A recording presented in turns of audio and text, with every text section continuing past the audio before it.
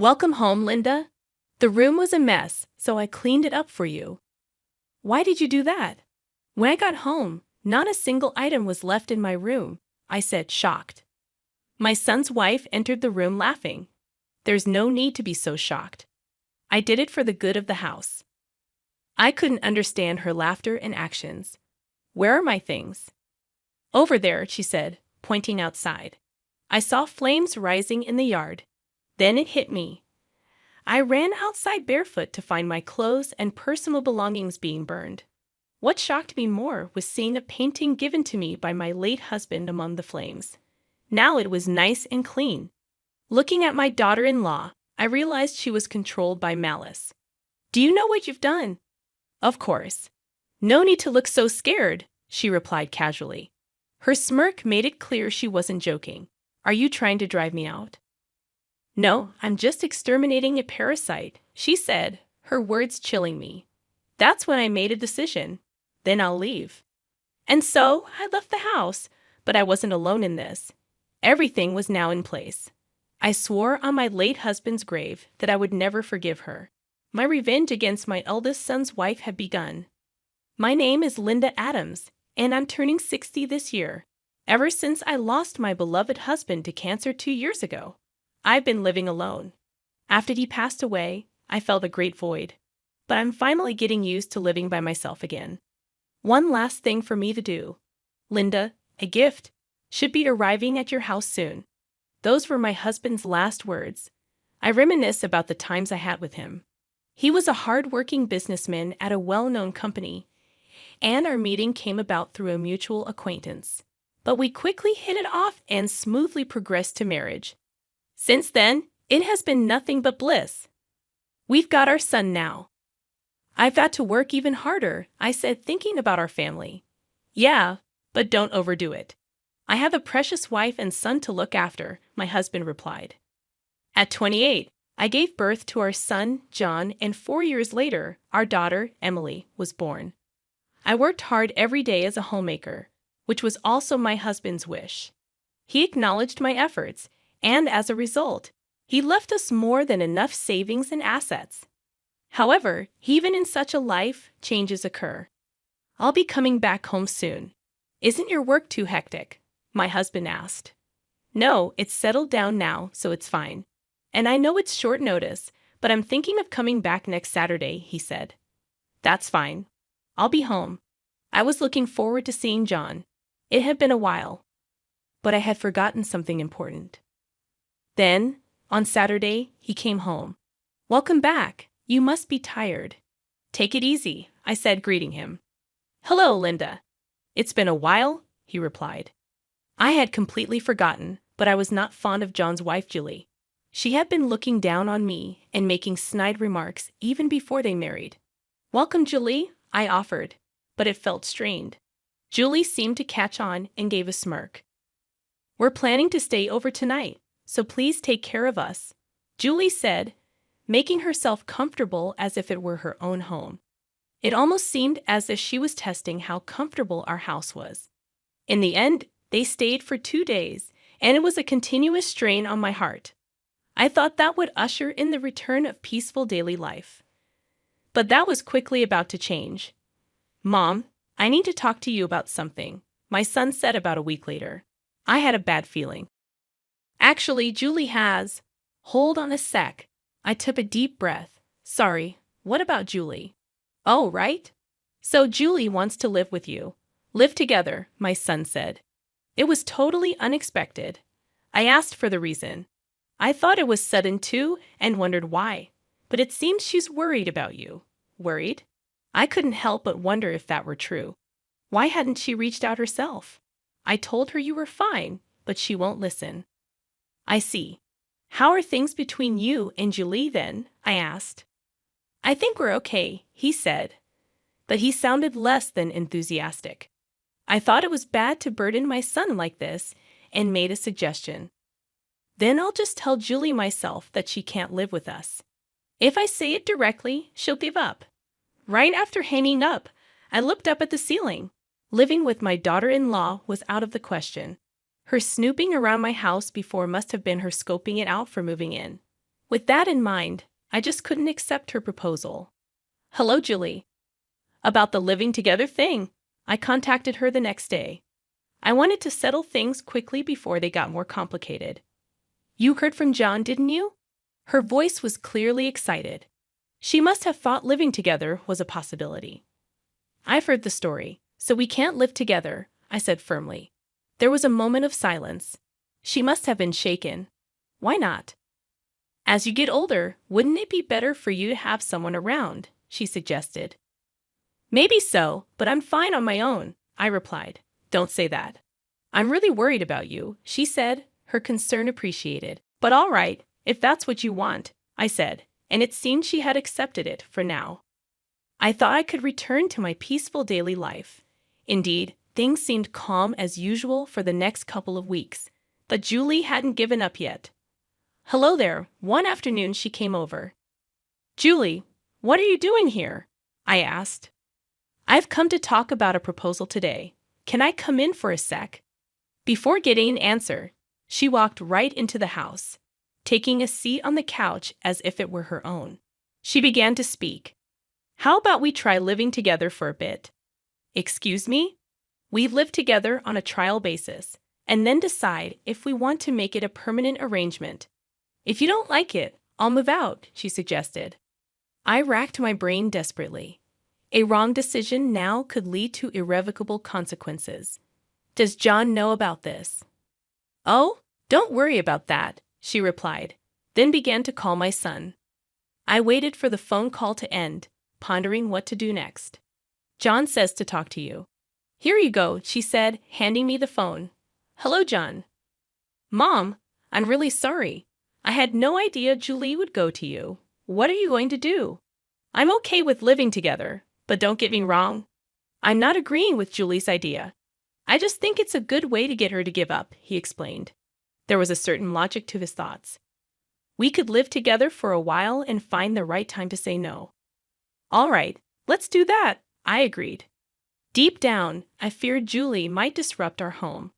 But if things went south, she could just leave, and so our living together began. At first, everything was peaceful. Things changed when John started spending more time away from home due to work.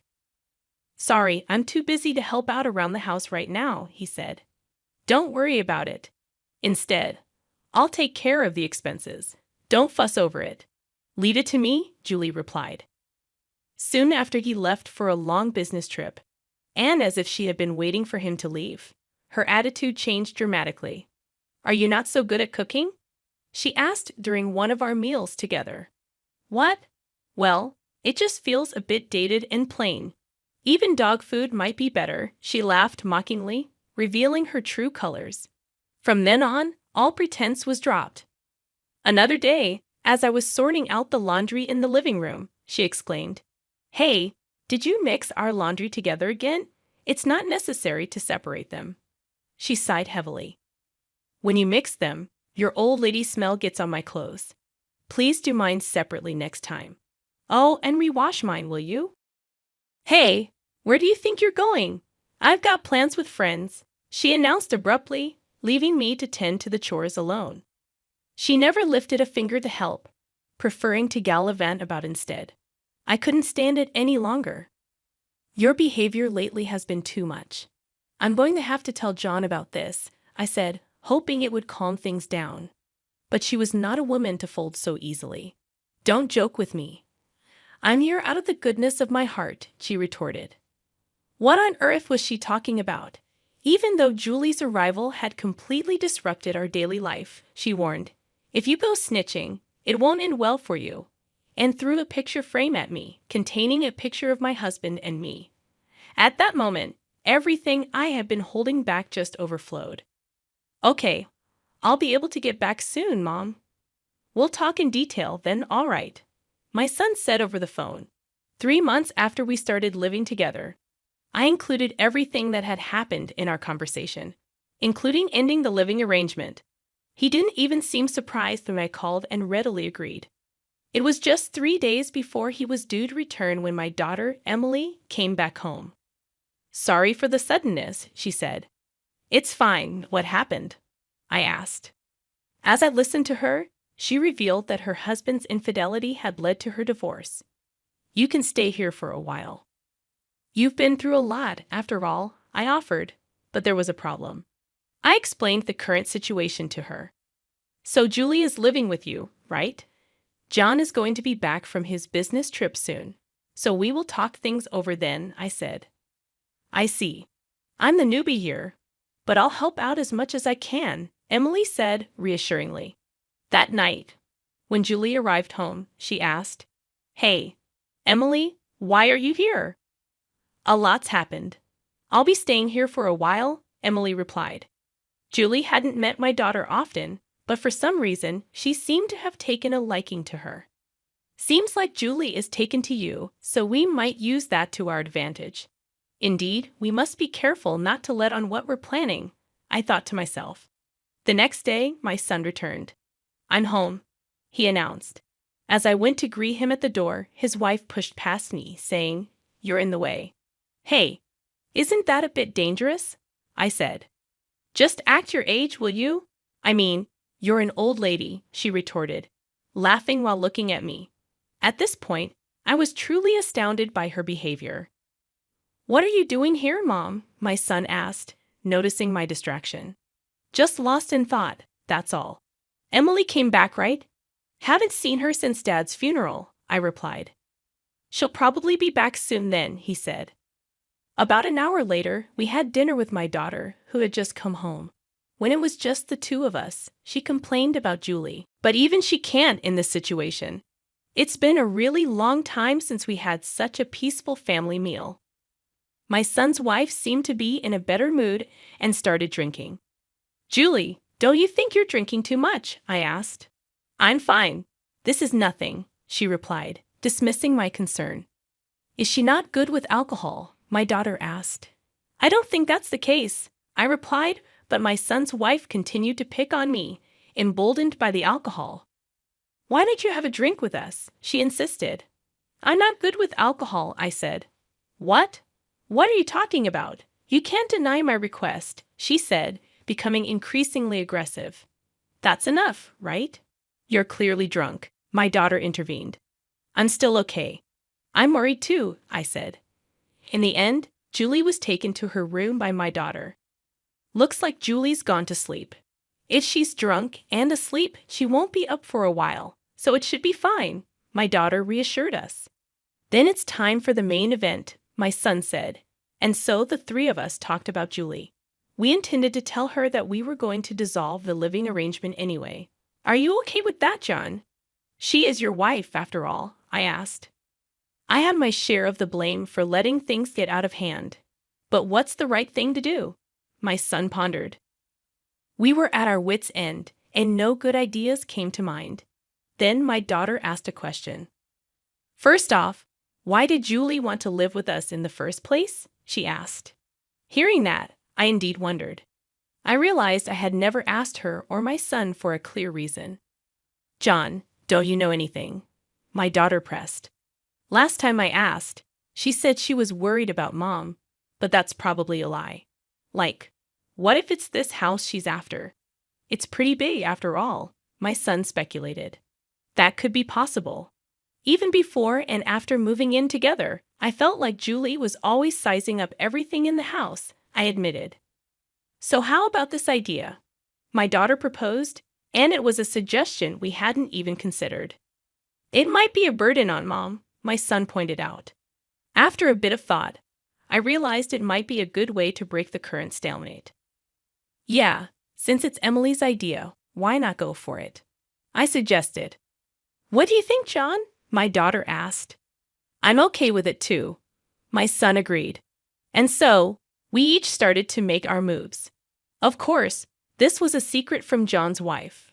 A week later, everything was ready. However, since there was a chance of being turned down for any number of reasons if I talked about it alone, we decided to bring up the living arrangement issue again, all three of us together. We decided to execute our plan in 2 days.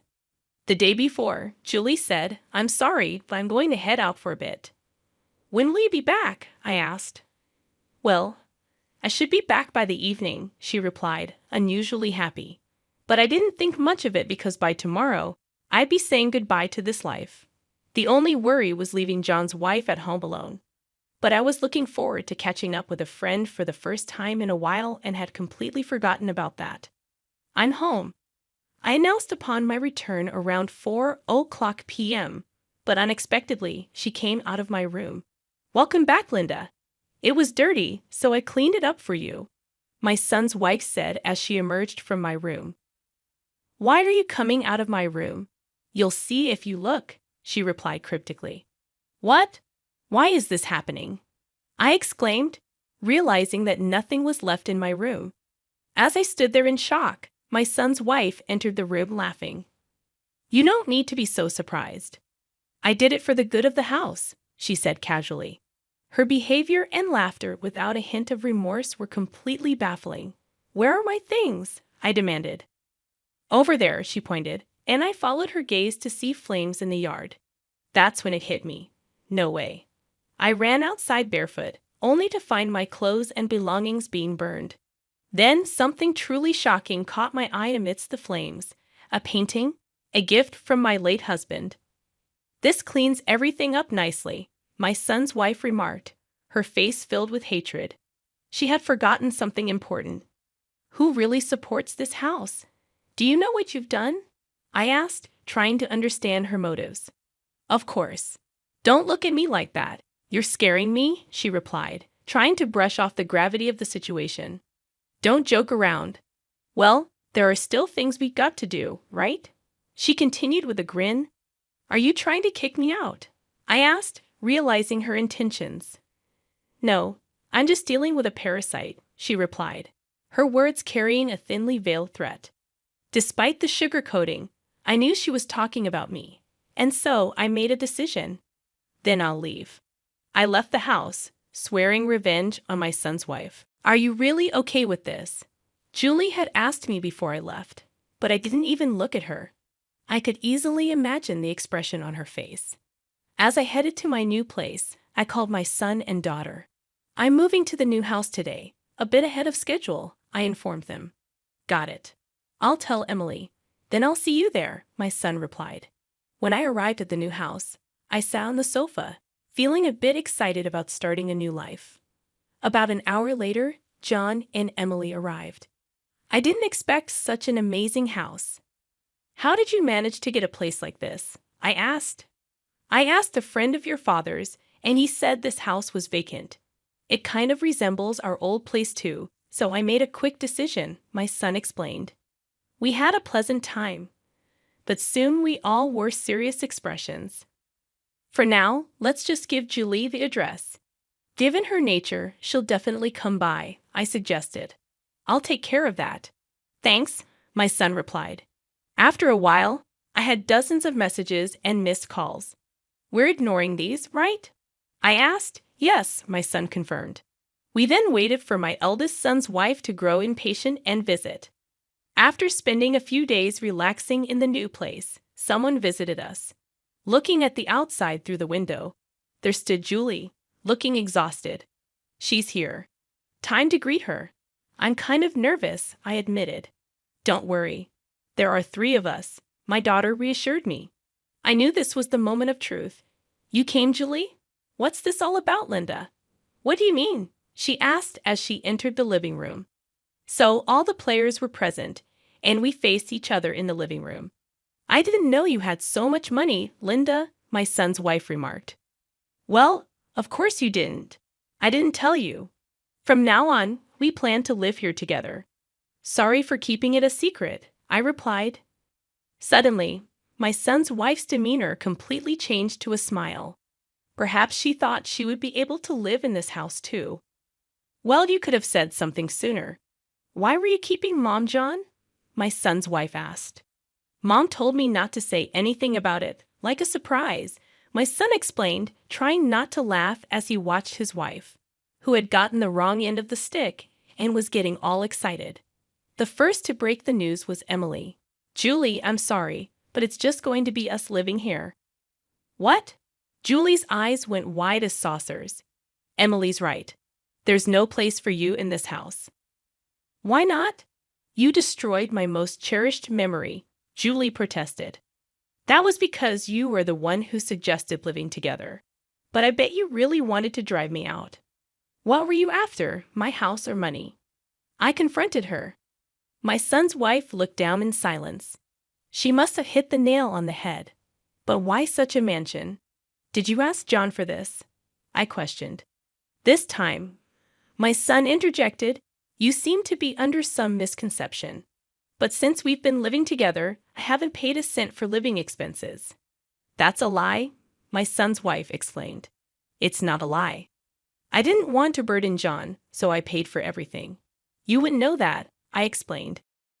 Then she started to smile at me ingratiatingly. We got our wires crossed a bit. But there's still time to make it right. Let's start over, my son's wife insisted, going on and on about how much better it would be for her to live with us. Finding the situation absurdly funny, I took her hand and smiled sweetly. You're a parasite. Why don't you take a good look at yourself in the mirror, John? Say something. You're on my side, right? I thought I was. But there's no excuse for this level of awfulness, my son replied, clearly torn. Don't be ridiculous. Why am I the one? Just give it up. No matter how much you beg, this fact won't change, I added firmly. But I will never forgive you for what you did to me, my son's wife protested, desperation evident in her voice. No one in the room was on my son's wife's side, not even her husband. As I watched her face contort with despair, I felt the weight lifting off my shoulders. So, you need to leave this house and that house too. That house too. Well, that house is in my name, and I can't let a stranger live there, she argued. A stranger? You mean sadly, that's the situation, I replied calmly. At that, my son's wife began to scream, throwing and smashing things around her. Call the cops, John. Stop her.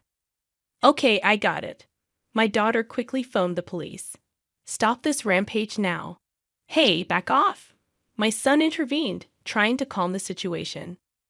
Finally, the chaos was brought under control when my son tackled and restrained his wife. In the end, Julie was escorted away by the police, glaring at us as she got into the squad car. But at this point, there was nothing we could do. I felt no sympathy, just a sense of serves you right. Above all, she was getting her just deserts for ruthlessly destroying the memories of my husband. After everything that's happened, I can't live with her anymore. I have faith that he will handle things well, my son affirmed. I'm counting on you. Afterward, I replied. John and Julie got divorced, of course. It wasn't an easy process. She cried and screamed during the discussions with the lawyers, trying to garner sympathy, but my son dismissed it outright. I was present as well, just astonished by her pitiful display. Cut it out already. Please, keep out of this. It's your fault this is happening. Stop blaming others. You brought this upon yourself, my son asserted firmly. That's right. Just stop it. No matter how much you beg, I'm not changing my mind. That's the way it is, I added, smiling to show that I meant it. Since that day, Julie stopped complaining, and we finally had peace. I felt a slight easing of the guilt I had towards my husband. Turns out, Julie, now evicted and jobless, was hopping from one friend's house to another, having become a housewife upon marrying my son. She had no employment. Is it okay for us to live here now? My son asked tentatively. Indeed. I've said plenty to Julie, but don't worry about it. You're welcome to stay as long as you like, I reassured him. The ashes may remain, but not all memories of my husband have disappeared. From now on, the three of us will walk towards a bright future together.